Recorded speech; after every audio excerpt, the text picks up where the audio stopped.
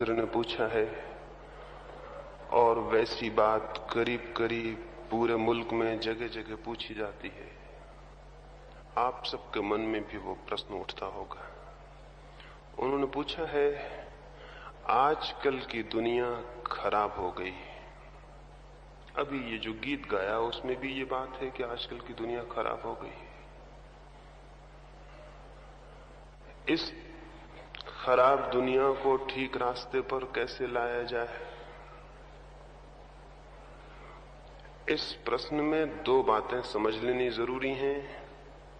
एक तो ये कहना कि आजकल की दुनिया खराब हो गई है, इस बुनियादी भ्रम पर खड़ा हुआ है कि पहले की दुनिया अच्छी थी।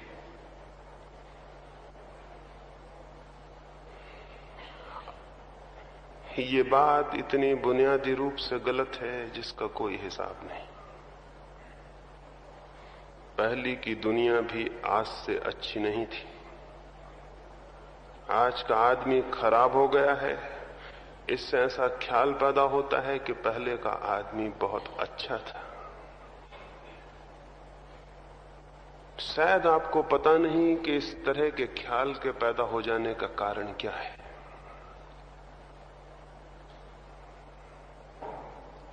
जमीन पर जो पुरानी से पुरानी किताबें उपलब्ध हैं, सबसे पुरानी किताब चीन में उपलब्ध है जो कोई 6000 वर्ष पुरानी है। उस पुरानी किताब में भी ये लिखा हुआ है कि आज की दुनिया खराब हो गई है, पहले के लोग बहुत अच्छे थे। ये पहले के लोग कब थे? आज तक एक भी ऐसी किताब नहीं मिली है जिसने ये कहा हो अभी के लोग अच्छे हैं, जो लोग मौजूद हैं ये अच्छे हैं। अब तक मनुष्य जाति के पास ऐसा एक भी उल्लेख नहीं जो ये कहता हो अभी के लोग अच्छे हैं, पहले के लोग अच्छे थे। ये पहले के लोग कब थे? बुद्ध और महावीर ये कहते हैं कि जमाना खराब हो गया, लोग बुरे हैं, पहले के लोग अच्छे थे। क्राइस्ट ये कहते हैं कि लोग बुरे हैं, पहले के लोग अच्छे थे। ये पहले के लोग कब थे? और अगर अच्छे लोग जमीन पर थे तो अच्छे लोगों से बुरे लोग पैदा कैसे हो गए? वो अच्छी संस्कृति से बुरी संस्कृति पैदा कैसे हो गई? उस अच्छे से विकार कैसे पैदा हो गए? नहीं, सच्चाई कुछ और है। सच्चाई बिल्कुल उल्टी है। अगर पहले के लोग अच्छे थे तो युद्ध कौन करता था, हिंसा कौन करता था? पुरानी सी पुरानी युद्ध की कथा हमारी महाभारत की है। वे लोग अच्छे लोग थे। अपनी पत्नियों को दांव पर लगाने वाले लोग अच्छे थे। आज एक साधारण आदमी भी अपनी पत्नी को दांव पर लगाने में 2 दफा विचार करेगा, सोचेगा ये उचित है। लेकिन उस समय जिसको हम कहें कि जो धर्म का बहुत विचारशील आदमी था, वो भी विचार नहीं कर रहा है पत्नी को दांव पर लगाते वक्त। जुआ खेलने में कोई संकोच नहीं हो रहा है उसे। अपने ही भाई की पत्नियों को नंगा करने में किसी को कोई संकोच नहीं हो रहा है बीच सभा में। और वहां जो लोग बैठे हैं वे बड़े विचारशील हैं, धर्म के ज्ञाता हैं, वे भी बैठे देख रहे हैं। ये लोग अच्छे थे तो फिर महाभारत क्यों हो गया? इतना संघर्ष, इतना रक्तपात क्यों हो गया? अच्छे लोग थे तो। अच्छे लोग एक मिथ, एक कल्पना और कहानी। नहीं तो बुद्ध ने किन लोगों को समझाया कि चोरी मत करो? महावीर ने किन को समझाया कि हिंसा मत करो? अगर लोग अहिंसक थे तो महावीर पागल थे। 2500 साल पहले किसको समझा रहे थे कि चोरी मत करो, हिंसा मत करो, दूसरे की स्त्री पे बुरी नजर मत रखो? लोग रखते होंगे तभी तो समझा रहे थे, नहीं तो समझाएंगे कैसे? ये ब्रह्मचर्य का उपदेश किसको दे रहे थे? अगर सारे लोग ब्रह्मचर्य को मानते थे तो ब्रह्मचर्य का उपदेश किसके लिए था? और अगर सारे लोग ईमानदार थे तो ईमानदारी की शिक्षाएं हमारे ग्रंथों में क्यों लिखी हुई हैं? किसके लिए लिखी हुई? लोग बेईमान रहे होंगे तब तो ईमानदारी की शिक्षा की बात लिखी है ग्रंथों में, नहीं तो कौन लिखता? जरूरत रही होगी जिंदगी को कि ईमानदारी कोई सिखाए, लोग बेईमान रहे होंगे, लोग हत्यारे रहे होंगे, लोग चोर रहे होंगे, तब तो अचोरी समझाया जा रहा है, अहिंसा समझाई जा रही है। और लोग एक दूसरे को घृणा करते रहे होंगे, तब तो प्रेम के इतने उपदेश दिए गए हैं, नहीं तो किसको दिए जाते? लेकिन भ्रम कुछ और बातों से पैदा हो जाता है। हर युग में अच्छे लोग होते हैं, उन थोड़े से अच्छे लोगों की कथा बच रहती है, बाकी लोगों के जीवन का कोई हिसाब नहीं बचता। हमारे युग में गांधी थे, 2000 साल बाद हम जो लोग बैठे हैं, हमारी कोई कथा बच रहेगी, लेकिन गांधी की बच रहेगी। और 2000 साल बाद लोग गांधी को कहेंगे इतना अच्छा आदमी था। उस युग के लोग कितने अच्छे रहे होंगे, गांधी से वो सारे युग को तौल लेंगे, जो कि बिल्कुल झूठी तौल होगी। गांधी अपवाद था, नियम नहीं था। और 2000 साल बाद जब हम सबकी कोई कथा शेष नहीं रह जाएगी और गांधी की कथा शेष होगी, तो गांधी के आधार पर हम सबके बाबत जो निर्णय लिया जाएगा वो बिल्कुल झूठा होगा। हम तो गांधी के हत्यारे हैं, लेकिन 2000 साल बाद लोग कहेंगे गांधी इतना अच्छा आदमी था, उसके समाज के लोग कितने अच्छे नहीं रहे होंगे। तो राम और कृष्ण, बुद्ध और महावीर, 2-4 नामों के आधार पर हम उस जमाने के लोगों के बाबत सोचते हैं, वो सोचना बिल्कुल फैलेसी है, बिल्कुल झूठ। ये आदमी अपवाद थे, ये नियम नहीं थे। जहां तक सामान्य आदमी का संबंध है, आदमी विकसित हुआ है, उसका पतन नहीं हुआ है, उसका कोई ह्रास नहीं हुआ है। आदमी, सामान्य आदमी विकसित हुआ है। उसके जीवन में पीछे के आदमी से गति हुई है, उसके विचार में गति हुई है, उसकी चेतना में विकास हुआ है। कई कारणों से यह बात कही जा सकती है। मैं कोई कारण नहीं देखता हूं कि लोग पहले से बुरे हो गए, लोग पहले से भले हो गए। मैं 3 दिन जो बातें कह रहा हूं, अगर यही बातें मैंने 2000 साल पहले कही होती, आप मेरी हत्या कर देते। आप ज्यादा बेहतर आदमी हैं 2000 साल पहले के आदमी से। क्राइस्ट ने ऐसी कौन सी बात कह दी थी जिसकी वजह से लोगों ने क्राइस्ट को सूली पर लटका दिया? जो क्राइस्ट ने कहा था 3 दिनों में, मैंने उससे बहुत ज्यादा तीखी और आपको चोट पहुंचाने वाली बातें कही, लेकिन आप में से किसी ने पत्थर भी नहीं मारा। फांसी लगाने की तो बात दूसरी। क्राइस्ट के पास जो लोग थे उनसे आप बेहतर आदमी हैं। सुकरात को जिन लोगों ने जहर पिलाया था उनसे आप बेहतर आदमी। जितना पीछे हम लौटते हैं, आदमी विचारपूर्ण नहीं है, आदमी अत्यंत अंधा है, अत्यंत अविचारपूर्ण है। विचार विकसित हुआ है, विचार आगे गया है। मनुष्य की चेतना ने नई नई बातें विचार की हैं, नए स्पर्श किए हैं, नए अनुभव किए हैं, नई दिशाएं खोली हैं। थोड़ा सोचें, हमारी सदी पहली सदी है जिसने युद्ध के विरोध में सामूहिक आवाज दी है। आज तक युद्ध स्वीकृत था। पिछली किसी भी सदी ने यह नहीं कहा कि युद्ध पाप है। यह पहला मौका है कि इन 2 महायुद्धों के बाद सारी दुनिया में जो भी विचारशील है वो कह रहा है युद्ध पाप है। आज युद्ध के विरोध में जितनी चेतना है उतनी दुनिया में कभी भी नहीं थी। आज हिंसा के विरोध में जितनी चेतना है उतनी कभी भी नहीं थी। आज जितना भाईचारा सारे जगत में मनुष्य के बीच पैदा हुआ है उतना कभी नहीं था।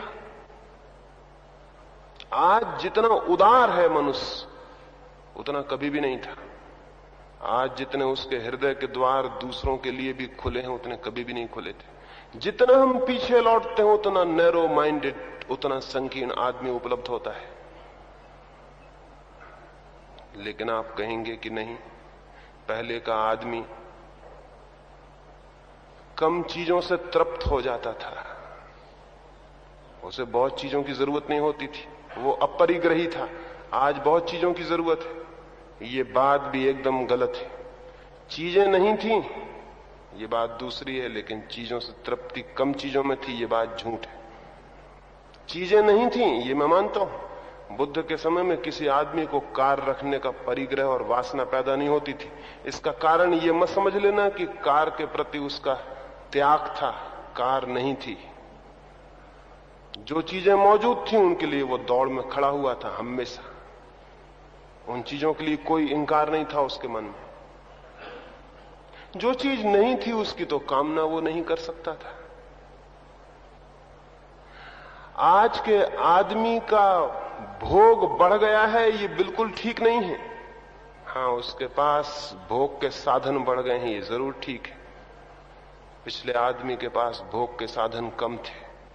जो थे उन्हीं में वो विचार करता था, उन्हीं में खोज करता था, उन्हीं को पाने की कोशिश करता था। आदमी वही है, उसके पास साधन बढ़ गए हैं। लेकिन इससे कोई आदमी पतन नहीं हो गया है, बल्कि जिस आदमी ने ये साधन बढ़ाए हैं वो उसकी उन्नत बुद्धिमत्ता के लक्षण हैं, उसके ज्यादा सोच विचार और खोज के परिणाम है। प्रकृति के ऊपर उसके ज्यादा नियंत्रण की सूचना है। प्रकृति के रहस्यों को जानने में उसकी ज्यादा गति के प्रतीक है। और हम सोचते हैं कि पहले के लोग ज्यादा ईमानदार थे, ज्यादा सच्चाई पसंद थे। ये किस हिसाब पर आप सोचते हैं? किस कारण से आप ये सोचते हैं?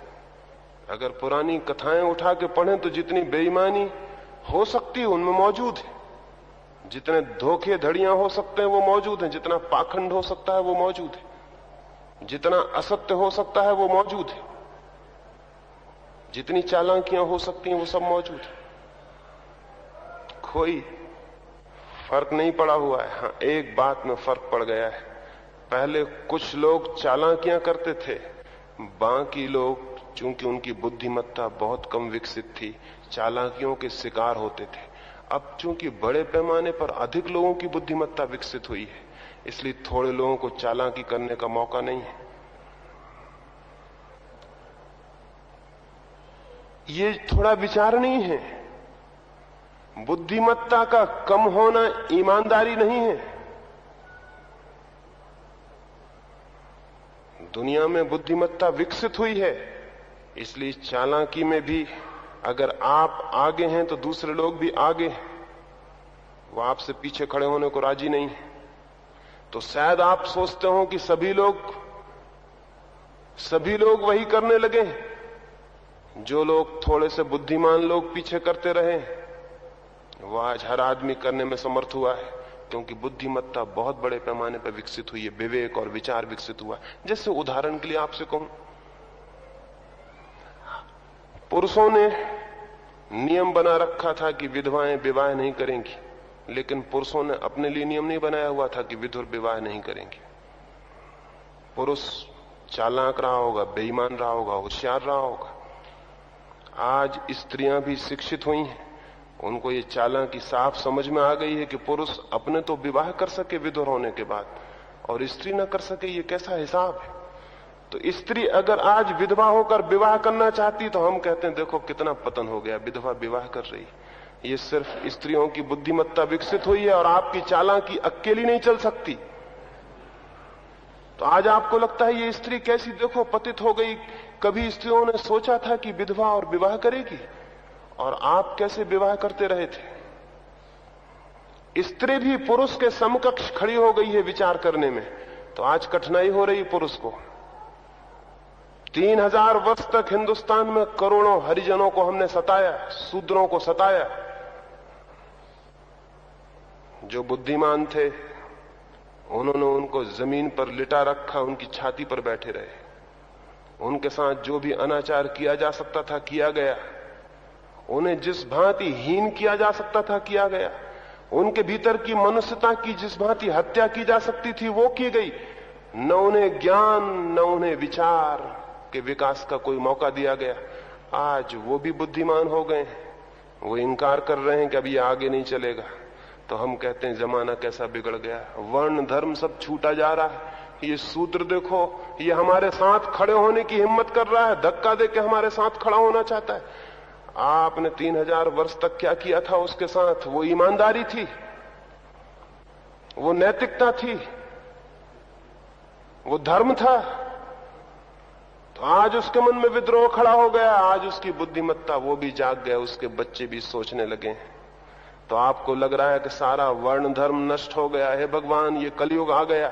ये कलयुग नहीं आ गया है, ये जितनी मूर्खताएं और जितने शोषण हम चलाते रहते उनकी मृत्यु का वक्त आ गया है। इसलिए सारी परेशानी खड़ी हो गई, हर जगह परेशानी खड़ी हो गई। एक ढांचा था हमारा, वो ढांचा टूट रहा है तो हम परेशान हैं। हम कहते हैं दुनिया बड़ी बुरी हुई जा रही। दुनिया बुरी नहीं हो रही, बल्कि दुनिया में बहुत सी बुराइयां चल रही थी, उनको तोड़ने का ख्याल आदमी के सामने स्पष्ट हो गया है। अब वे बुराइयां नहीं चल सकेंगी, इसलिए उन बुराइयों से जो लोग फायदा उठा रहे थे, जिनका स्वार्थ उनसे तय हो रहा था, वो सब परेशान हो गए और वो सारे जमाने को गाली दे रहे हैं, सारे बच्चों को गाली दे रहे हैं, नए युवकों को गाली दे रहे हैं, नई पीढ़ी को गाली दे रहे हैं। लेकिन मैं आपसे निवेदन करता हूं, हमने 1000 सालों में जो जो किया है आदमी के साथ बड़ा बेहुदा था। उसको तोड़ने का ख्याल आया क्योंकि सारे लोगों के पास विचार पहुंचे, ख्याल पहुंचे, जागृति आई, चेतना आई। मनुष्य की चेतना निरंतर विकसित हो रही है और ये उचित भी है परमात्मा के जगत में कि चेतना निरंतर विकसित हो। विकास जीवन है, पतन का क्या कारण है? वहां कोई वजह नहीं है। आपको पता है आज बिहार में आपका आदमी भूखा मर रहा है। इंग्लैंड, अमेरिका और रूस के बच्चे अपनी जेबों से पैसा काट के बिहार के आदमी को भोजन भेज रहे हैं। यह आदमी का विकास है कि पतन? ये कल्पना के बाहर था आज से 1000 साल पहले कि एक कौम में कोई भूखा मरे और दूसरी कौम उसकी फिक्र करे। दूसरी कौम कहती बहुत अच्छा हुआ, मर जाओ बिल्कुल तो हम तुम्हारी पूरी जमीन पी जाएं, हड़प जाएं।